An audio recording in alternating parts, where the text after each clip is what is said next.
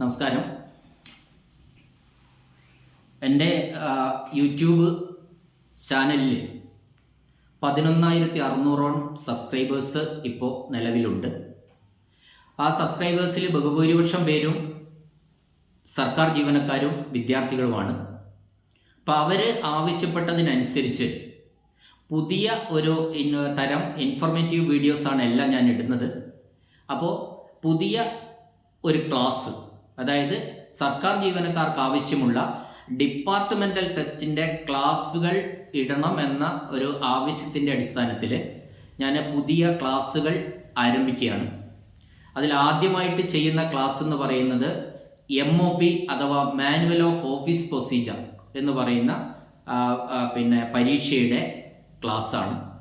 ആ പരീക്ഷ ഏറ്റവും കൂടുതൽ ആൾക്കാർ ക്ലർക്കുമാരടക്കം പാസ്സാവേണ്ട ഒരു ടെസ്റ്റാണ് MOP എന്ന് പറയുന്നത്. അതുകൊണ്ടാണ് ഈ ക്ലാസ് ആദ്യം തന്നെ ഇടുന്നത്. രണ്ടാമത്തെ കാര്യം എന്ന് പറഞ്ഞാൽ, ഇപ്പോൾ പരീക്ഷയ്ക്ക് അപേക്ഷ ക്ഷണിച്ചിട്ടുണ്ട്. പരീക്ഷ അടുത്ത് തന്നെ ഉണ്ടാവും. അപ്പോൾ അതിനു മുമ്പായിട്ട് ഈ ക്ലാസ്സുകൾ ഇടാമെന്ന് വിചാരിച്ചതാണ്. ഇനി ക്ലാസ് വളരെ ആത്മാർത്ഥമായിട്ട് എടുക്കാൻ, എല്ലാത്തിനും വിശദീകരണം തന്ന് എടുക്കാൻ വേണ്ടി ഞാൻ ശ്രദ്ധിച്ചിട്ടുണ്ട്. വോയിസ് ക്ലാസ്സുകളാണ് ഞാൻ ഇടുന്നത്, അല്ലാതെ സ്ക്രീനിൽ മാറ്റർ കാണിച്ചുകൊണ്ടുള്ള ക്ലാസ്സുകളല്ല. വോയിസ് ക്ലാസ്സുകളാണ് കൂടുതൽ വിടുന്നത്. ഈ ക്ലാസ് നിങ്ങൾ സശ്രദ്ധം കേൾക്കുക, കമൻറ്റുകൾ രേഖപ്പെടുത്തുക. ഈ ക്ലാസ് ഇഷ്ടപ്പെടുന്നുണ്ടെങ്കിൽ നിങ്ങൾ തീർച്ചയായിട്ടും ഈ ചാനൽ സബ്സ്ക്രൈബ് ചെയ്യണം. നിങ്ങളുടെ സുഹൃത്തുക്കൾക്ക് ഇത് അയച്ചു കൊടുക്കാനും തയ്യാറാവണം എന്നൊരു അഭ്യർത്ഥനയോടെ ഞാൻ എന്നെ പരിചയപ്പെടുത്താം. ഞാൻ സജീവൻ PS, സർക്കാർ സർവീസിൽ അസിസ്റ്റൻ്റ് എഡ്യൂക്കേഷണൽ ഓഫീസറായിരുന്നു. ഇനി നമ്മൾ വിഷയത്തിലേക്ക് കടക്കാം. MOP എന്ന് പറയുന്നത്, മാനുവൽ ഓഫ് ഓഫീസ് പ്രൊസീജിയർ എന്ന് പറയുന്നത്, ഡിപ്പാർട്ട്മെൻ്റൽ ടെസ്റ്റിൽ ഒരുപാട് പരീക്ഷകളിലെ ഒരു പരീക്ഷയാണ്. ഒരുപക്ഷെ സർക്കാർ ജീവനക്കാരിലെ ഏറ്റവും കൂടുതൽ ആൾക്കാർ എഴുതുന്ന ആവശ്യമുള്ള ഒരു പരീക്ഷയായിട്ട് നമുക്ക് MOPയെ കണക്കാക്കാം. ഈ MOPയുടെ ഒരു പ്രത്യേകത എന്താണെന്ന് വെച്ചാൽ, ഈ പരീക്ഷ പാസ്സായാലേ ക്ലർക്ക് പോലെയുള്ള തസ്തികകളിൽ പ്രൊബേഷൻ ഡിക്ലെയർ ചെയ്യാൻ കഴിയൂ. അപ്പോൾ പ്രൊബേഷൻ 2 വർഷം പ്രൊബേഷൻ ഉള്ളവർക്ക് ഒരു ഇൻക്രിമെൻറ്റ് കിട്ടിയാൽ, പ്രൊബേഷൻ ഡിക്ലെയർ ചെയ്ത് കഴിഞ്ഞാൽ മാത്രമേ 2 വർഷമുള്ളവർക്ക് രണ്ടാമത്തെ ഇൻക്രിമെൻറ്റും 1 വർഷം പ്രൊബേഷൻ ഉള്ളവർക്ക് 1ാമത്തെ ഇൻക്രിമെൻറ്റും കിട്ടുകയുള്ളൂ എന്നതാണ് സത്യം. അപ്പോൾ ഈ പരീക്ഷ പാസ്സാവാതെ 8ഉം 10ഉം കൊല്ലങ്ങൾ സെക്കൻഡ് ഇൻക്രിമെൻറ്റ് കിട്ടാതെ നിന്ന ആൾക്കാരെ ഞാൻ കണ്ടിട്ടുണ്ട്.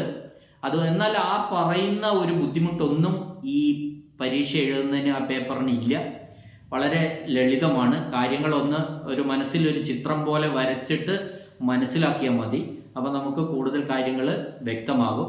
മറ്റൊരു പ്രത്യേകത എന്താണെന്ന് പറഞ്ഞാൽ, ഈ പരീക്ഷ അക്കൗണ്ട് ടെസ്റ്റ് ലോവറും ഹയറും ഒക്കെ എഴുതാൻ വേണ്ടി 90% പേപ്പറുകൾക്കും അതിൻ്റെ പുസ്തകങ്ങൾ കൊണ്ടുപോയി റഫർ ചെയ്ത് പരീക്ഷ എഴുതാം. എന്നാൽ MOPക്ക് അത്തരത്തിലൊരു പരീക്ഷ എഴുതാൻ വേണ്ടി, MOP പരീക്ഷ എഴുതാൻ പുസ്തകങ്ങൾ പരീക്ഷാ ഹാളിൽ കൊണ്ടുപോകാൻ കഴിയില്ല എന്നുള്ളതാണ് സത്യം. ഇനി 40% മാർക്കാണ് ഈ പരീക്ഷ പാസ്സാകാൻ വേണ്ടി വേണ്ടത് എന്ന കാര്യവും ഞാനിവിടെ ഓർമ്മിപ്പിക്കുകയാണ്. ഇനി നമ്മൾ ഈ ക്ലാസ്സിലേക്ക് കടക്കുന്നതിന് മുമ്പ് നമ്മളൊരു ഓഫീസിൻ്റെ സ്ട്രക്ചർ, അതിൻ്റെ ഘടന നമ്മൾ മനസ്സിലാക്കേണ്ടിയിരിക്കുന്നു. ഓഫീസിൻ്റെ ഘടന എന്ന് പറയുന്നത്, നമ്മൾ വലിയ ഓഫീസുകളാണ് എടുക്കുന്നത്. ഈ മാനുവൽ ഓഫ് ഓഫീസ് പ്രൊസീജിയറിൻ്റെ മുഴുവൻ കാര്യങ്ങളും നമ്മൾ ഇംപ്ലിമെൻറ്റ് ചെയ്യുന്നത്, അത് പ്രാവർത്തികമാക്കുന്നത് വലിയ ഓഫീസുകളിലാണ്. വലിയ ഓഫീസുകൾ എന്ന് പറയുന്നത് ജില്ലാ ഓഫീസ് പോലെയുള്ള വലിയ ഓഫീസുകളാണ്. അപ്പോൾ അവിടെ നമ്മളൊരു ജില്ലാ ഓഫീസ് ഉദാഹരണമായിട്ട് എടുത്താൽ, അവിടെ ഏറ്റവും വലിയ ഒരു ഓഫീസിൽ ഒരു ഓഫീസ് ഹെഡ് ഉണ്ടാവും. ഞാൻ മുകളിലും താഴോട്ടാണ് പറയുന്നത്. ഓഫീസ് ഹെഡ് ഉണ്ടാവും. അതിൻ്റെ തൊട്ട് താഴെയായിട്ട് മാനേജർ ഉണ്ടാവും. മാനേജർ എന്ന് പറയുന്നത്, നമ്മൾ തെറ്റിദ്ധരിക്കരുത്, എയ്ഡഡ് സ്കൂളുകളുടെ മാനേജർ അല്ല ഇവിടെ ഉദ്ദേശിക്കുന്നത്. അല്ലാതെ വലിയ ഓഫീസുകളിൽ ഒരു മിനിസ്റ്റീരിയൽ ഹെഡ് ഉണ്ടാവും. ആ മിനിസ്റ്റീരിയൽ ഹെഡാണ് ഈ മാനേജറായിട്ട് ആക്ട് ചെയ്യുന്നത്. ഈ മാനേജറുടെ നിയന്ത്രണത്തിലാണ് മിനിസ്റ്റീരിയൽ സ്റ്റാഫ് മുഴുവനും. മാത്രമല്ല, അവിടെയുള്ള ഓഫീസ് സംബന്ധമായ പ്രവർത്തനങ്ങൾ കൃത്യമായി നടക്കുന്നുണ്ടോ എന്ന് സൂപ്പർവൈസ് ചെയ്യേണ്ടതും ഈ മാനേജറാണ്. ഈ മാനേജർക്കും താഴെ നമ്മൾ സീനിയർ സൂപ്രണ്ടുമാർ. സൂപ്രണ്ട് 2 വിഭാഗമുണ്ട്. സീനിയർ സൂപ്രണ്ടും ഉണ്ട്, ജൂനിയർ സൂപ്രണ്ടും ഉണ്ട്. അതിനും താഴെയാണ് നമ്മൾ ക്ലർക്കുമാർ വരുന്നത്. ക്ലർക്കുമാരെന്ന് പറയുമ്പോൾ ലോവർ ഡിവിഷൻ ക്ലർക്കും ഉണ്ടാവും, upper division clerk, UDC LDC ഉണ്ടാവും, UDC ഉണ്ടാവും. പക്ഷേ സ്ഥാനങ്ങൾ വ്യത്യാസമുണ്ടെങ്കിലും LDCയും UDCയും ചെയ്യുന്ന ജോലിയുടെ സ്വഭാവം ഒന്ന് തന്നെയാണ്. അപ്പോൾ അതുകൊണ്ട് നമ്മൾ അതിനെ കാറ്റഗറൈസ് ചെയ്യുന്നില്ല. ഇത് കൂടാതെ ഈ സെക്ഷനിൽ ഇനി വരുന്നത് OAമാരാണ്. OAമാർ എന്ന് പറയുന്നത് അവരെ ഈ OAമാരുടെ ഇമ്മീഡിയറ്റ് ഹെഡ് എന്ന് പറയുന്നത്, ഇമ്മീഡിയറ്റ് സുപ്പീരിയർ ഓഫീസർ എന്ന് പറയുന്നത് സെക്ഷൻ സൂപ്രണ്ടുമാരാണ്. അപ്പോൾ സൂപ്രണ്ടുമാര് സെക്ഷനുകളെ നിയന്ത്രിക്കുകയാണ്. സെക്ഷനുകളെ എന്താണ് സെക്ഷൻ എന്ന് പറഞ്ഞാൽ, ഒന്നോ അതിലധികമോ ക്ലർക്കുമാരും ഒരു സൂപ്രണ്ടും അടങ്ങുന്ന ഒരു വിഭാഗത്തിനാണ് നമ്മൾ സെക്ഷൻ എന്ന് പറയുന്നത്. 1, 2 ക്ലർക്കുമാര്, അല്ലെ അതിൽ കൂടുതൽ ക്ലർക്കുമാര്, 4, 5, 6 ക്ലർക്കുമാര്, പിന്നെ അതിന് ഒരു സൂപ്രണ്ടും അടങ്ങുന്ന ആ ഒരു വിഭാഗത്തിന് നമ്മൾ സെക്ഷൻ എന്ന് പറയും. അപ്പോൾ അത്തരത്തിലുള്ള കുറേ സെക്ഷനുകൾ ABCD എന്നിങ്ങനെ ഒരുപാട് സെക്ഷനുകൾ ഉണ്ടാവും. ആ ഓരോ സെക്ഷനിലും ഇപ്പോൾ A സെക്ഷനിലാണെങ്കിൽ, വലിയ ഓഫീസിലാണ് ഞാൻ പറയുന്നത്, ഇത് താഴോട്ട് വരുമ്പോൾ ഇതൊന്നും ഉണ്ടാവില്ല പലപ്പോഴും. വലിയ ഓഫീസുകളിൽ ഇപ്പോൾ A സെക്ഷനിൽ തന്നെ A1, A2, A3, A4, A5, A6 ഒക്കെ ഉണ്ടാവും. അപ്പോൾ 6 ക്ലർക്കുമാർ. A5 എന്ന് പറഞ്ഞാൽ A സെക്ഷനിലെ 5ാമത്തെ സീറ്റിലിരിക്കുന്ന ക്ലർക്ക് എന്നാണ് അർത്ഥം. B1 എന്ന് പറയുന്നത് B സെക്ഷനിലെ 1ാമത്തെ സീറ്റിലിരിക്കുന്ന ക്ലർക്ക് എന്നാണ് അർത്ഥം. അപ്പോൾ അത്തരത്തിൽ സെക്ഷനുകളുണ്ട്. ഈ സെക്ഷനുകൾക്കൊക്കെ കൃത്യമായി ഡ്യൂട്ടി നേരത്തെ തന്നെ അസൈൻ ചെയ്തിട്ടുണ്ട്. ഓരോ സെക്ഷനും ഏതൊക്കെ മാറ്ററുകളാണ്, വിഷയങ്ങളാണ് കൈകാര്യം ചെയ്യേണ്ടത്, ആ സെക്ഷനുകളിലെ ഓരോ ക്ലർക്കും ഏത് വിഷയം കൈകാര്യം ചെയ്യണമെന്ന കാര്യമൊക്കെ നേരത്തെ തീരുമാനിക്കപ്പെട്ടിട്ടുണ്ട്. അതൊക്കെ എഴുതി വച്ചിരിക്കുന്ന ഒരു രജിസ്റ്ററും ഉണ്ട്. അപ്പോൾ നമുക്കറിയാം, ഒരു കണ്ടന്റ്, ഒരു മാറ്റർ ഇങ്ങോട്ട് വന്നാൽ അത് ഏത് സെക്ഷനിലേക്കാണ് വിടേണ്ടതെന്ന് നമുക്ക് കൃത്യമായിട്ട് ഇത് നോക്കിക്കഴിഞ്ഞാൽ മനസ്സിലാവും. ഇനി ഇത് കൂടാതെ ടൈപ്പിസ്റ്റുമാരുടെ പ്രൊമോഷൻ തസ്തികയാണ് ഫെയർ കോപ്പി സൂപ്രണ്ട്. അത് നമ്മൾ പ്രത്യേകം അറിഞ്ഞിരിക്കുക. സാധാരണ ഒരു LDC പ്രൊമോഷൻ ആയി കഴിഞ്ഞാൽ LD, UD, സീനിയർ സൂപ്രണ്ട്, പിന്നെ അങ്ങനെ പോവാണ്. അത് സാധാരണ സൂപ്രണ്ട്, LD പ്രൊമോഷനായിട്ട് വരുന്നതാണ് സൂപ്രണ്ടുമാർ, സീനിയർ സൂപ്രണ്ടൊക്കെ. എന്നാൽ ഒരു ടൈപ്പിസ്റ്റ് പ്രൊമോഷൻ ആകുന്ന തസ്തികയാണ് ഫെയർ കോപ്പി സൂപ്രണ്ട് എന്ന് പറയും. അപ്പോൾ ഫെയർ കോപ്പി സൂപ്രണ്ട് എന്ന് പറയണമെങ്കിൽ, ഒരു പോസ്റ്റ് അദ്ദേഹത്തിന് ഉണ്ടാവണമെങ്കിൽ 5ഓ അതിലധികമോ ടൈപ്പിസ്റ്റുമാരുള്ള ഒരു ഓഫീസിലാണ് ഫെയർ കോപ്പി സൂപ്രണ്ട് ആവും. അതൊരു സെക്ഷനായിട്ട് വർക്ക് ചെയ്യുന്നു. ഫെയർ കോപ്പി സൂപ്രണ്ടും അതിൽ 5ഓ അതിൽ കൂടുതൽ ടൈപ്പിസ്റ്റുമാരോ ഉള്ള ഒരു എണ്ണം, അത്രയും പേര് ഒരു സെക്ഷനായി വർക്ക് ചെയ്യുന്നു എന്നാണ് പറയുന്നത്. ഇനി ഈ ഫെയർ കോപ്പി സൂപ്രണ്ടിന്റെ ജോലികൾ കൂടി പറയാം. ആ ഫെയർ കോപ്പി സെക്ഷന്റെ ജോലികൾ എന്തൊക്കെയാണെന്ന് വെച്ചാൽ, തപാൽ സ്വീകരിക്കുക, അത് പൊളിക്കുക, അത് ഡിസ്ട്രിബ്യൂട്ട് ചെയ്യുക. തപാൽ എന്ന് പറഞ്ഞാൽ പോസ്റ്റ് ഓഫീസ് വഴി വരുന്നത് എന്ന് മാത്രം അർത്ഥമല്ല. പോസ്റ്റ് ഓഫീസ് വഴി പോസ്റ്റലായിട്ട് വരുന്നതുണ്ട്, നേരിട്ട് കൊടുക്കുന്നതുണ്ട്, അവിടെ പെട്ടിയിലിട്ടതുണ്ട്. ആ ഓഫീസിലേക്ക് എത്തിച്ചേരുന്ന എല്ലാ കടലാസുകളും, പേപ്പറുകൾ, അപേക്ഷകൾ, പരാതികൾ, കവറുകൾ, പ്രിന്റഡ് മാറ്റേഴ്സ്, അത്തരത്തിൽ അങ്ങോട്ട് വരുന്ന എല്ലാറ്റിനെയും നമുക്ക് തപാൽ എന്ന് പറയാം. ആ തപാലിൽ പൊളിച്ച് അത് ആർക്കൊക്കെയാണോ ഡിസ്ട്രിബ്യൂട്ട് ചെയ്യേണ്ടത് അത് ഡിസ്ട്രിബ്യൂഷൻ രജിസ്റ്ററിൽ രേഖപ്പെടുത്തി ഡിസ്ട്രിബ്യൂഷൻ ചെയ്യേണ്ട ഒരു ജോലി തപാൽ ക്ലർക്കിനാണ്. ആ തപാൽ ക്ലർക്ക് എന്ന് പറയുന്നത് ഫെയർ കോപ്പി സൂപ്രണ്ടിൻ്റെ കൺട്രോളിലാണ്. ഇനി ഫെയർ കോപ്പി സെക്ഷൻ്റെ 2ാമത്തെ ഡ്യൂട്ടി എന്ന് പറയുന്നത് ടൈപ്പിംഗ് ആണ്. കാരണം ടൈപ്പിസ്റ്റുകാരുള്ള സെക്ഷൻ എന്നതാണ് ഫെയർ കോപ്പി സെക്ഷൻ. അവർ ടൈപ്പ് ചെയ്യുക എന്നുള്ളതാണ് 2ാമത്തെ ഡ്യൂട്ടി.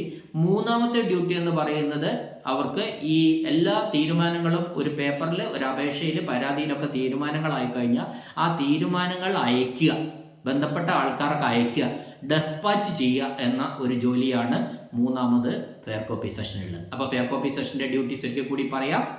തപാൽ സെക്ഷൻ കൈകാര്യം ചെയ്യുക, ദെൻ ടൈപ്പ് ചെയ്യുക, ദെൻ ഡെസ്പാച്ച് ചെയ്യുക. 3 ജോലികളാണ് അവർക്ക് ഉള്ളത് എന്ന കാര്യവും നമ്മൾ ഓർമ്മിക്കുക. ഇത്തരം കാര്യങ്ങൾ ഈ വലിയ ഓഫീസും ചെറിയ ഓഫീസുകളും ഒക്കെ തമ്മിൽ ഉള്ള വ്യത്യാസം മനസ്സിലാക്കാൻ വേണ്ടി ഞാനൊരു എക്സാമ്പിൾ പറയാം.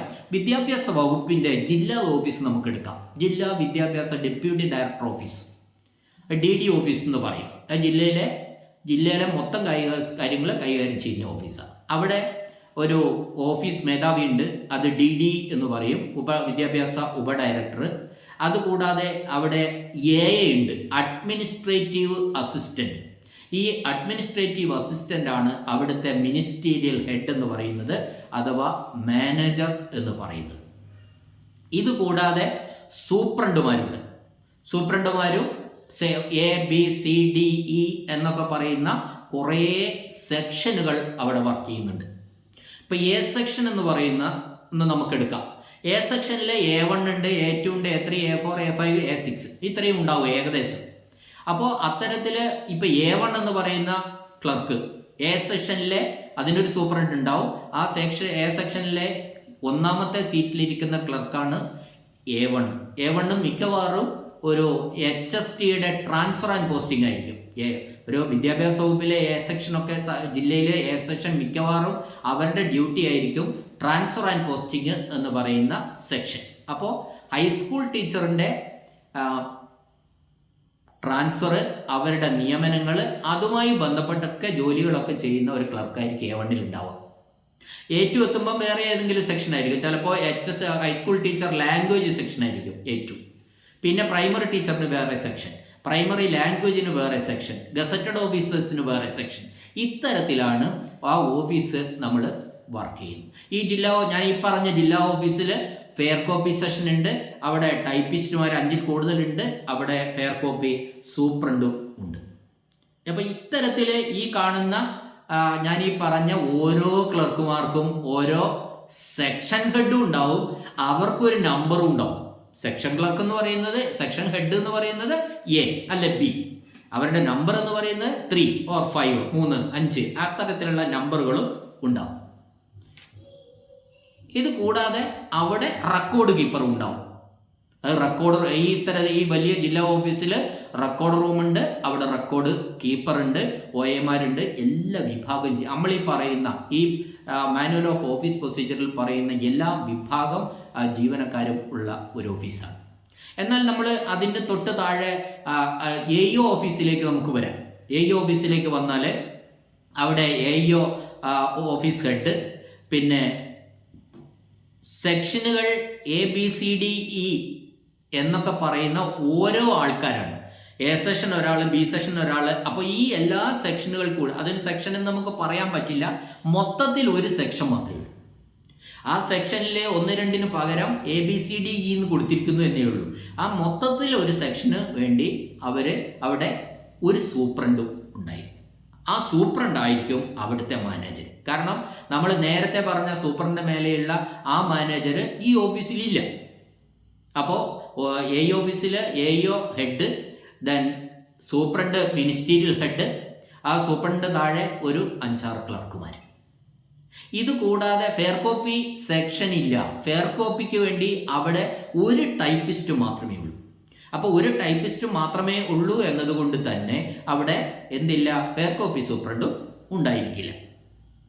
അപ്പോൾ ഈ കാര്യങ്ങളൊക്കെ ടൈപ്പ് ചെയ്യാൻ വേണ്ടി ഒരു ടൈപ്പിസ്റ്റ്, പിന്നെ OAമാരുണ്ട്, FTM ഉണ്ട്, ഒക്കെയാണ്. ഏതാ മേലേന്ന് ആ മേലത്തെ ജില്ലാ ഓഫീസിൽ നിന്ന് താഴത്തെ ഓഫീസിലേക്ക് എത്തുമ്പോൾ ഉള്ള ഒരു വ്യത്യാസമാണ് ഞാൻ പറഞ്ഞത്. അവിടെ ഫെയർ കോപ്പി സെക്ഷൻ തന്നെയുണ്ട്, ഫെയർ കോപ്പി സൂപ്രണ്ട് ഇവിടെ അതില്ല, ഒരു ടൈപ്പിസ്റ്റ് മാത്രമേ ഉള്ളൂ. അവിടെ ഒരുപാട് സെക്ഷനുകൾ വർക്ക് ചെയ്യുന്നുണ്ട്. ഇവിടെ ഒരു സെക്ഷനേ ഉള്ളൂ. ആ സെക്ഷന് മൊത്തത്തിൽ ഒരു സൂപ്രണ്ടേ ഉള്ളൂ. ഒരു മാനേജരും സൂപ്രണ്ടും എല്ലാം ഒരാൾ തന്നെയാണ്. മനസ്സിലായില്ല? അപ്പോൾ ജില്ലാ ഓഫീസ്, അതിൻ്റെ താഴെയുള്ള ഓഫീസ്. ഇനി നമ്മൾ ഒരു ഹൈസ്കൂളിലേക്ക് ചെന്ന് നോക്കാം. ഹൈസ്കൂളിനെ സംബന്ധിച്ച് പറയുമ്പോൾ ഹൈസ്കൂളിൽ 1500 കുട്ടികൾ വരെ പഠിക്കുന്ന ഹൈസ്കൂളിൽ ഒരു ക്ലർക്കാണ് ഉണ്ടാവുക. 1500 മേലെ കുട്ടികളുണ്ടെങ്കിൽ 2 ക്ലർക്ക് ഉണ്ടാവും. പിന്നെ OAമാർ, FTM, ദെൻ നമുക്ക് ഒരു ഹെഡ് മാസ്റ്റർ ഓഫീസ് മേധാവി, പിന്നെ താഴെ സൂപ്രണ്ട് ഇല്ല. ക്ലർക്കുമാർ 1-2 കുട്ടികളുടെ എണ്ണത്തിനനുസരിച്ച് 1 അല്ലെങ്കിൽ 2 ക്ലർക്കുമാർ. അപ്പം നോക്കുക, ഇവിടെ വലിയ ഓഫീസിലും ഉള്ള പലതും ഞാനിപ്പോൾ പറഞ്ഞ ഈ ഹൈസ്കൂളിൽ ഇല്ല. ടൈപ്പിസ്റ്റ് ഇല്ല, ഫെയർ കോപ്പി സൂപ്രണ്ട് ഇല്ല, ജൂനിയർ സൂപ്രണ്ട് ഇല്ല, ആരുമില്ല. ഒരു 2 ക്ലർക്കോ 1-2 ക്ലർക്കും ഹെഡ് മാഷും മാത്രമാണ്. അപ്പം നമ്മൾ പറയുന്ന പല നടപടിക്രമങ്ങളും ഈ താഴെത്തട്ടിലുള്ള ഈ ഹൈസ്കൂൾ പോലെയുള്ള ചെറിയ ഓഫീസ്, കുഞ്ഞു കുഞ്ഞു ഓഫീസുകളിൽ ജോയിൻ ചെയ്യുന്ന ക്ലർക്കുമാർ മനസ്സിലാക്കിയിട്ട് പോലും ഉണ്ടാവില്ല. ഒരു PR എന്താണെന്നോ അല്ലെങ്കിൽ ഒരു നോട്ട് എഴുതുന്നത് എങ്ങനെയാണെന്നോ ഒന്നും തന്നെ വലിയ ഓഫീസിൽ കാണുന്ന പോലെയുള്ള കാര്യങ്ങളൊന്നും താഴേക്കിടയിലുള്ള ഓഫീസുകളിലെ ക്ലർക്കുമാരെ, തുടക്കക്കാരൻ ഞാൻ പറഞ്ഞിട്ടോ, അവർ മനസ്സിലാക്കിയിട്ടുണ്ടാവില്ല. അപ്പോൾ ഞാൻ ആ കമ്പാരിസൺ പറഞ്ഞാണ് നിങ്ങൾക്ക് മനസ്സിലായിട്ടുണ്ടാവുമെന്ന് വിചാരിക്കുന്നു. ഇനി എനിക്ക് പേഴ്സണലായിട്ട് പറയാനുള്ള കാര്യം എന്താണെന്ന് വെച്ചാൽ, നമ്മൾ ഈ പരീക്ഷ പാസ്സാകാൻ വേണ്ടി മാത്രമാവരുത് ഈ MOPയിലെ കാര്യങ്ങളൊക്കെ മനസ്സിലാക്കുന്നത്. അങ്ങനെ പരീക്ഷ പാസ്സാവാതെ നമ്മൾ ഈ കാര്യങ്ങൾ പഠിക്കാൻ കൂടി ഒരു ക്ലർക്ക് എങ്ങനെ ചിട്ടയായി പ്രവർത്തനങ്ങൾ ചെയ്ത് നിങ്ങൾ LD കഴിഞ്ഞാൽ UD ആവും, UD കഴിഞ്ഞാൽ ജൂനിയർ സൂപ്രണ്ട് ആവും, സീനിയർ സൂപ്രണ്ട് ആവും. അപ്പോൾ സീനിയർ സൂപ്രണ്ടൊക്കെ എടുത്തേക്ക് ഒരു പേപ്പർ എത്തുമ്പോൾ അതിലെ തെറ്റുകൾ കണ്ടുപിടിക്കാനും കാര്യങ്ങൾ മനസ്സിലായിട്ടില്ലെങ്കിൽ ഒന്നും ചെയ്യാൻ കഴിയില്ല. അപ്പം ഞാൻ പലപ്പോഴും കേട്ടിട്ടുണ്ട്, പുതിയ ചില ക്ലർക്കുമാർ പറയും നമ്മുടെ സൂപ്രണ്ട് സാറിന് എല്ലാം അറിയാം, അദ്ദേഹത്തിൻ്റെ അടുത്ത് കൊടുത്താൽ പറഞ്ഞാൽ ഈ സംശയം തീർത്തു തരും. അല്ലെങ്കിൽ ആരെങ്കിലും ചോദിക്കാറുണ്ട്, പുതിയ സൂപ്രണ്ട് എങ്ങനെ? വളരെ മിടുക്കനാണ്, നല്ലൊരു സൂപ്രണ്ടാണ്, എല്ലാ കാര്യങ്ങളെയും പറ്റി നല്ല ധാരണയുണ്ട്. എന്നാൽ തീർച്ചയായിട്ടും നിങ്ങൾ നല്ല ധാരണയുള്ള ഒരു സീനിയർ സൂപ്രണ്ടായിട്ട് എത്താൻ വേണ്ടി തുടക്കം മുതലേ നമ്മൾ LD ആയിട്ട് കയറുന്ന മുതലേ ഈ പരീക്ഷ പാസ്സാവുന്നതിനപ്പുറം നിങ്ങൾ അക്കാര്യങ്ങൾ കൂടി ശ്രദ്ധിക്കണം എന്ന ഒരു വിനയപരിസരമുള്ള ഒരു അപേക്ഷ നിങ്ങളുടെ മുമ്പിൽ ഞാൻ വെക്കുകയാണ്. നമുക്ക് ബേസിക് ആയിട്ടുള്ള ക്ലാസ്സിൻ്റെ തുടക്കത്തിലേക്ക് കടക്കാം. ആദ്യം തന്നെ ഈ പ്രോസസ്സ്, അതായത് ഈ മാനുവൽ ഓഫീസ് പ്രൊസീജിയർ എന്ന് പറയുന്ന ഈ MOPയിലെ മുഴുവൻ കാര്യങ്ങളും ഒരു 2 മിനിറ്റിൽ ഞാൻ പറയുകയാണ്, അതൊന്ന് ശ്രദ്ധിക്കാം. അപ്പോൾ എന്താണ് ഈ MOPയിൽ പറയുന്നത്? അത് ശരിക്കും ഒരു തപാലിൻ്റെ, നമ്മൾ ഓഫീസിനകത്ത് ലഭിക്കുന്ന ഒരു പേപ്പറിൻ്റെ ഒരു അപേക്ഷയുടെ, നമുക്കൊരു അപേക്ഷ എടുക്കാം, ഏതോ ആവാം, അപേക്ഷയോ പരാതിയോ പേപ്പർ എന്തോ ആവട്ടെ, ആ അപേക്ഷയുടെ ഒരു യാത്ര, അത് തീരുമാനമാകുന്നത് വരെയുള്ള യാത്രയാണ് നമ്മൾ ഈ ഓഫീസ് പ്രൊസീജിയറിൽ പഠിക്കുന്നത്. അപ്പം നമുക്ക് ഒരു ഇത് കിട്ടി, അപേക്ഷ, ഒരു പേപ്പർ എടുക്കാം, നമുക്ക് അപേക്ഷ നമുക്ക് ഓഫീസിൽ ലഭിച്ചു. ആ ഓഫീസിൽ ലഭിച്ചു കഴിഞ്ഞാൽ ആ അപേക്ഷയുടെ പുറത്ത് നമ്മൾ ഓഫീസിൽ വെച്ചു, അതിന് ഒരു നമ്പർ ഇട്ടു. ആ നമ്പർ ഇട്ട് നമുക്കൊരു ഡിസ്ട്രിബ്യൂഷൻ രജിസ്റ്റർ ഉണ്ട്, അത് ചെയ്യേണ്ടത് തപാൽ ക്ലർക്കാണ്. ഇപ്പോൾ തപാലാണല്ലോ, അങ്ങോട്ട് വരുന്ന പേപ്പർ തപാൽ എന്നാണല്ലോ അറിയപ്പെടുന്നത്. ആ തപാൽ ക്ലർക്ക് ആ കവറ് പൊട്ടിച്ച് ആ അപേക്ഷ പരിശോധിച്ചു. ആ കവറ് പൊട്ടിക്കുമ്പോൾ അത് ഓഫീസ് മേധാവിയുടെ സാന്നിധ്യത്തിലായിരിക്കണം പൊട്ടിക്കുന്നത്. അതൊക്കെ നമ്മൾ വിശദമായിട്ട് പിന്നീടുള്ള ക്ലാസ്സിൽ പറയും. അത് നമ്മൾ ഓഫീസിൽ പതിച്ചു, നമ്പർ ഇട്ടു, ഡിസ്ട്രിബ്യൂഷൻ രജിസ്റ്ററിൽ ചേർത്തു. ആ അപേക്ഷ എന്തിനെ സംബന്ധിക്കുന്നതാണെന്ന് നോക്കി. ആ എന്തിനെ സംബന്ധിക്കാമെന്ന് നോക്കിയതിന് ശേഷം നമ്മൾ ആ ബന്ധപ്പെട്ട സെക്ഷൻ്റെ സൂപ്രണ്ടിന് അയച്ചു കൊടുത്തു. ആ സെക്ഷൻ്റെ സൂപ്രണ്ടിന് ഡിസ്ട്രിബ്യൂഷൻ രജിസ്റ്റർ സഹിതം എത്തിച്ചു കൊടുത്തു. ആ ബന്ധപ്പെട്ട സൂപ്രണ്ട് ആ കാര്യം അവിടെയുള്ള സൂപ്രണ്ടിൻ്റെ കൂട്ടത്തിൽ വർക്ക് ചെയ്യുന്ന ക്ലർക്കിന് ആ കാര്യം, ആ ഫയല്, ആ അപേക്ഷ കൈമാറി. ആ ക്ലർക്ക് കൈമാറിക്കഴിഞ്ഞാലുടൻ ആ ക്ലർക്ക് എന്താ ചെയ്യാന്ന് വെച്ചാൽ ആ അപേക്ഷ നമ്പറൊക്കെ ഇട്ട് അദ്ദേഹത്തിനൊരു രജിസ്റ്റർ ഉണ്ട്, അതിന് പേഴ്സണൽ രജിസ്റ്റർ എന്ന് പറയും, അഥവാ PR. ആ PRൽ ഇത് നമ്പർ ഇട്ട് രേഖപ്പെടുത്തും. ആ നമ്പർ ഇട്ട് രേഖപ്പെടുത്തി അത് കാര്യങ്ങളൊക്കെ എഴുതി ചേർത്തി. PR എന്ന് പറയുന്നത് 10 കോളങ്ങളുള്ള ഒരു ബുക്കാണ്. ആ ബുക്കിൽ എല്ലാ കാര്യങ്ങളും എഴുതി ചേർത്തു. അപ്പോൾ നമുക്ക് പറയാൻ പറ്റും ഈ അപേക്ഷ രജിസ്റ്റർ ചെയ്യപ്പെട്ടു. ആ ഓഫീസിൽ ഈ അപേക്ഷ രജിസ്റ്റർ ചെയ്യപ്പെട്ടു. ഇനി ഈ അപേക്ഷയിൽ ഒരു തീരുമാനം ആകാണ്ട് ആ ഓഫീസിൽ നിന്ന് പുറത്ത് കിടക്കാൻ കഴിയില്ല. തീരുമാനം ആയേ പറ്റൂ. ഒന്നുകിൽ ആ അപേക്ഷ നിരസിക്കാം, എന്തും ആവാം, എല്ലാത്തിനും കാര്യകാരണ സഹിതങ്ങളുള്ള ഒരു തീരുമാനം ഉണ്ടാവണം. അങ്ങനെ ക്ലർക്ക് ഈ അപേക്ഷ പരിശോധിച്ചു, വിശദമായി പഠിച്ചു. അതിൻ്റെ അടിസ്ഥാനത്തിൽ ക്ലർക്ക് ഒരു ഫയൽ പുട്ടപ്പ് ചെയ്തു. ആ ഫയൽ പുട്ടപ്പ് ചെയ്ത് അദ്ദേഹം ഒരു നോട്ട് എഴുതുകയാണ് ഈ കാര്യങ്ങളെക്കുറിച്ച്. എന്തിനാ നോട്ടെന്ന് പറഞ്ഞാൽ, നമ്മൾ ഈ കാര്യം, ഇന്നയാൾ ഒരു അപേക്ഷ തന്നിട്ടുണ്ട്, അയാൾ ഇന്ന കാര്യങ്ങൾ സമർപ്പിച്ചിട്ടുണ്ട്, അതെല്ലാം വളരെ കൃത്യമാണ്, അദ്ദേഹം പോയിച്ച കാര്യങ്ങളിൽ ഇദ്ദേഹത്തിന് കൊടുക്കാവുന്നതാണ്, അങ്ങനെയുള്ള കുറേ കാര്യങ്ങൾ എഴുതിയ ഒരു നോട്ട്. ആ നോട്ട് എഴുതി. അപ്പോൾ ഈ നോട്ട് വായിച്ചു കഴിഞ്ഞാൽ നമുക്ക് ഓഫീസ് മേധാവിക്ക് എന്ത് തീരുമാനം എടുക്കാൻ കഴിയും തീരുമാനം എടുക്കേണ്ടത് ഓഫീസ് മേധാവിയാണ് മിക്കവാറും കേസിൽ. അപ്പോൾ ആ ഓഫീസ് മേധാവിക്ക് എന്ത് തീരുമാനം എടുക്കാൻ കഴിയും എന്ന കാര്യത്തിലുള്ള ഒരു തീരുമാനം എടുക്കാൻ സഹായിക്കുന്ന ഒന്നാണ് നോട്ട് എന്ന് പറയുന്നത്. അപ്പോൾ അത് എഴുതുന്നതാരാ? ഈ താഴെയുള്ള ക്ലർക്കാണ്, ഈ സെക്ഷൻ ക്ലർക്കാണ്, ബന്ധപ്പെട്ട സെക്ഷൻ്റെ ക്ലർക്കാണ് നോട്ട് എഴുതുന്നത്. ആ നോട്ട് എഴുതിയിട്ട് സെക്ഷൻ ക്ലർക്ക് സൂപ്രണ്ടിന് സമർപ്പിക്കും. സൂപ്രണ്ടിന് സമർപ്പിച്ചാൽ ആ നോട്ടിൽ എന്തെങ്കിലും പോരായ്മകളുണ്ടെങ്കിൽ സൂപ്രണ്ട് അതുകൂടി എഴുതി ചേർത്ത് വീണ്ടും ഓഫീസ് ഹെഡിന് സമർപ്പിക്കും. ഓഫീസ് ഹെഡ് ആ നോട്ട് അംഗീകരിച്ചാൽ ഇയാൾ എഴുതിയതല്ല ശരിയാണ്, അത് അംഗീകരിച്ചിരിക്കുന്നു, ഇത് കൊടുക്കാവുന്നതാണ്, അല്ല അപേക്ഷ പരിഗണിക്കാവുന്നതാണ് എന്ന് എഴുതി തിരിച്ച് വീണ്ടും സെക്ഷൻ ക്ലർക്കിൻ്റെ അടുത്തേക്ക് വരികയാണ്. അങ്ങനെ വന്നാൽ സെക്ഷൻ ക്ലർക്ക് അയാളെടുത്ത നടപടി ഓക്കെയായി. ഇനി ആ നോട്ട് വെച്ചിട്ട് സെക്ഷൻ ക്ലർക്ക് ഇതിൻ്റെ ഒരു ഡ്രാഫ്റ്റ് തയ്യാറാക്കണം. ഡ്രാഫ്റ്റ് അഥവാ നക്കൽ എന്ന് പറയും. ഈ ഡ്രാഫ്റ്റാണ് അവസാന തീരുമാനമായിട്ട് പോകുന്നത്. ആ ഡ്രാഫ്റ്റ് എഴുതി വീണ്ടും അത് അദ്ദേഹം സൂപ്രണ്ടിന് കൊടുക്കുകയാണ്. സൂപ്രണ്ട് അതായത് പോരായ്മകൾ ഉണ്ടെങ്കിൽ വീണ്ടും നികത്തി വീണ്ടും ഓഫീസ് മേധാവിക്ക് രണ്ടാമത് കൊടുക്കുന്നതാണ് ഡ്രാഫ്റ്റ്. ആ ഡ്രാഫ്റ്റ് ഓഫീസ് മേധാവി അംഗീകരിച്ചാൽ വീണ്ടും അത് സെക്ഷനിലേക്ക് വരും. അതിനുശേഷം നമ്മൾ ഇത് എങ്ങോട്ട് കൊടുക്കണം? ഈ ഡ്രാഫ്റ്റ് ടൈപ്പിങ്ങിൽ കൊടുക്കണം. അതായത് ഫെയർ കോപ്പി സെക്ഷനിലേക്ക് നമ്മൾ കൊടുക്കണം. ആ ഡ്രാഫ്റ്റ് ടൈപ്പ് ചെയ്ത് അതിൻ്റെ ഫെയർ കോപ്പിയായി, ഫെയർ കോപ്പി വീണ്ടും എന്ത് ചെയ്യും? സെക്ഷനിലേക്ക് വരും. ആ സെക്ഷനിൽ നിന്ന് ആ fair copy head of office sign ചെയ്യാൻ വേണ്ടി, മിക്കവാറും പേപ്പറുകളിൽ ഹെഡ് ഓഫ് ഓഫീസ് സൈൻ ചെയ്യേണ്ടതുണ്ടാവും. ആ സൈൻ ചെയ്യാൻ വേണ്ടി നമ്മൾ വീണ്ടും ഹെഡ് ഓഫ് ഓഫീസിലേക്ക് കൊടുക്കും, ഓഫീസ് മേധാവിക്ക് കൊടുക്കും. ഒപ്പിട്ട് വീണ്ടും അത് സെക്ഷനിൽ വന്നിട്ട് സെക്ഷൻ എന്ത് ചെയ്യുന്നു? ഇതെല്ലാം ഫെയർ കോപ്പി സൂപ്രണ്ടിനെ ഏൽപ്പിക്കുന്നു. ഫെയർ കോപ്പി സൂപ്രണ്ടിൻ്റെ അടുത്താണ് പുറത്തേക്ക് ഇഷ്യൂ ചെയ്യേണ്ട ഈ തീരുമാനം ഏത് പാർട്ടിക്കാണോ നമ്മൾ കൊടുക്കേണ്ടത് ആ പാർട്ടിക്ക് കൊടുക്കേണ്ട ഉത്തരവാദിത്വം ഫെയർ കോപ്പി സൂപ്രണ്ടിനാണ്. അവിടെ ഒരു ഡെസ്പാച്ച് ക്ലർക്ക് ഉണ്ടാവും. ആ ഡെസ്പാച്ച് ക്ലർക്കാണ് ഇത് ചെയ്യുന്നത്, പുറത്തേക്കുള്ളത്. രണ്ടാമത്തെ കാര്യം, ഇത് ഇൻഡെക്സുകളൊക്കെ കൃത്യമായി ഞാൻ പറയാം. ഇൻഡെക്സുകൾ രൂപപ്പെടുത്തി ഇതിൻ്റെ കോപ്പി, ഈ ഫയൽ മുഴുവനായിട്ടും എങ്ങോട്ട് മാറും? റെക്കോർഡ് കീപ്പറിൻ്റെ അടുത്തേക്ക് കൊടുക്കേണ്ട ഉത്തരവാദിത്വം ഫെയർ കോപ്പി സൂപ്രണ്ടിനാണ്. അപ്പോൾ റെക്കോർഡ് കീപ്പറിൻ്റെ അടുത്ത് കൊടുത്താൽ ആ റെക്കോർഡ് കീപ്പിംഗ് റൂമിൽ, റെക്കോർഡുകൾ കീപ്പ് ചെയ്യുന്ന ആ മുറിയിൽ കാലങ്ങളായി സൂക്ഷിച്ചു വെക്കാനുള്ള ഫയലുകളായിരിക്കും, അതവിടെ സൂക്ഷിക്കപ്പെടും. ഇങ്ങനെയാണ് ഒരു ഫയല് അവസാനത്തേക്ക് എത്തി അത് ഡിസ്പോസ് ചെയ്യുന്നത് എന്നാണ് ഞാൻ പറഞ്ഞത്. ഇത് മൊത്തത്തിൽ ഞാൻ ചുരുക്കി പറഞ്ഞതാണ്. ഇനി ഓരോന്നോരോന്നായിട്ട് നമ്മളെടുത്ത് വിശദമായ ക്ലാസ് നമുക്ക് അടുത്ത എപ്പിസോഡ് മുതൽ കേൾക്കാൻ വേണ്ടി കഴിയും. ഇനി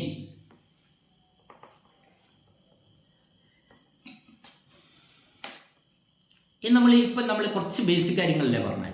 ഈ ബേസിക് കാര്യങ്ങൾ പറഞ്ഞതിൻ്റെ കഴിഞ്ഞ കാല ചോദ്യപേപ്പറൊക്കെ നോക്കിയപ്പോൾ എനിക്ക് തോന്നിയ കുറച്ച് ചോദ്യങ്ങൾ, 3-4 ചോദ്യങ്ങൾ ഞാനിവിടെ പറയുകയാണ്. നിങ്ങളൊന്ന് കേട്ടു നോക്കുക. ഒന്നോ അതിലധികമോ ക്ലർക്കുമാരും, ഇപ്പോൾ പ്രത്യേകത എന്താണെന്നും കൂടി നമ്മൾ കേൾക്കണം. MOPയുടെ പരീക്ഷ മലയാളത്തിലും ചോദ്യമുണ്ട്, ഇംഗ്ലീഷിലും ഉണ്ട്, രണ്ടും ഒരുമിച്ച്. ഒന്നാമത്തെ ചോദ്യം ആദ്യം ഇംഗ്ലീഷ് ചോദിച്ചു, അതിൻ്റെ മലയാളത്തിലും ചോദിക്കുന്നുണ്ട്. അപ്പോൾ കാര്യങ്ങൾ വ്യക്തമായിട്ട് മനസ്സിലാക്കിയാൽ മതി. നമുക്ക് ഈ പരീക്ഷയുടെ ചോദ്യങ്ങൾ മനസ്സിലാകാത്ത ഒരു വിഷയം വരുന്നില്ല എന്ന കാര്യവും ഞാനിവിടെ നിങ്ങളെ ഓർമ്മിപ്പിക്കുകയാണ്. ഇനി ഒന്നാമത്തെ ചോദ്യം ഇതാണ്. ഒന്നോ അതിലധികമോ ക്ലർക്കുമാരും ഒരു സൂപ്രണ്ടും അടങ്ങുന്ന വിഭാഗത്തിന് പറയുന്ന പേര് എന്താ പേര്? സെക്ഷൻ എന്നാണ് അതിൻ്റെ പേര്. ഒരു സെക്ഷനിൽ ഒരു സൂപ്രണ്ട് ഉണ്ടാവും, ഒന്നിൽ കൂടുതൽ എത്രയാവാം ക്ലർക്കുമാരും ഉണ്ടായിരിക്കും. ഇനി ഒരു ഓഫീസിൽ റെക്കോർഡുകൾ സൂക്ഷിക്കുന്ന ഉദ്യോഗസ്ഥന് പറയുന്ന പേര്. ഒരു ഓഫീസിൽ റെക്കോർഡുകൾ സൂക്ഷിക്കുക എന്ന് പറഞ്ഞാൽ എന്താ? ഫയലുകളിൽ തീരുമാനമായ റെക്കോർഡുകളാണ് കേട്ടോ. വന്നപാട് അത് എടുത്ത് സൂക്ഷിച്ചു വെക്കുകയല്ല ചെയ്യുന്നത്. ഏതെങ്കിലും നമ്മളൊരു അപേക്ഷയിലോ മറ്റു കാര്യങ്ങളിലോ ഒക്കെ എല്ലാം തീരുമാനമായി പാർട്ടിക്ക് അത് ഇഷ്യൂ ചെയ്ത് കൊടുത്തു, അതിൻ്റെ ഫയലാണ് നമ്മൾ ഇവിടെ സൂക്ഷിച്ചു വെക്കുന്നത്. ആ സൂക്ഷിച്ചു വെക്കുന്ന ഉദ്യോഗസ്ഥൻ്റെ പേര് റെക്കോർഡ് കീപ്പർ എന്നാണ്, റെക്കോർഡ് ക്ലർക്ക് അല്ല. അത് നമ്മൾ പ്രത്യേകം ശ്രദ്ധിക്കുക. റെക്കോർഡ് ക്ലർക്ക് അല്ല, റെക്കോർഡ് കീപ്പറാണ്. ഇനി ഈ ഓഫീസിൻ്റെ ടോട്ടൽ ഡിസിപ്ലിൻ, വലിയ ഓഫീസാകുമ്പോൾ അതിൻ്റെ ടോട്ടൽ ഡിസിപ്ലിനും വിവിധ സെക്ഷനുകളുടെ വർക്കിൻ്റെ പുരോഗതിയൊക്കെ ഏറ്റവും സൂപ്പർവൈസ് ചെയ്യേണ്ട, അത് നടത്തിക്കൊണ്ടുപോകേണ്ടത് ആരാണ്? മാനേജറാണ്.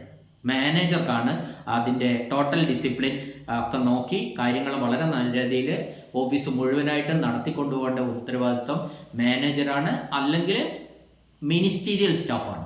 ഈ മാനേജറോ മിനിസ്റ്റീരിയലോ സ്റ്റാഫോ ഇല്ലാത്ത സ്ഥലത്തെ പറ്റി നമ്മൾ ചോദ്യം ചോദിക്കുമ്പോൾ പറയുന്നില്ല, അത് ശ്രദ്ധിക്കാം.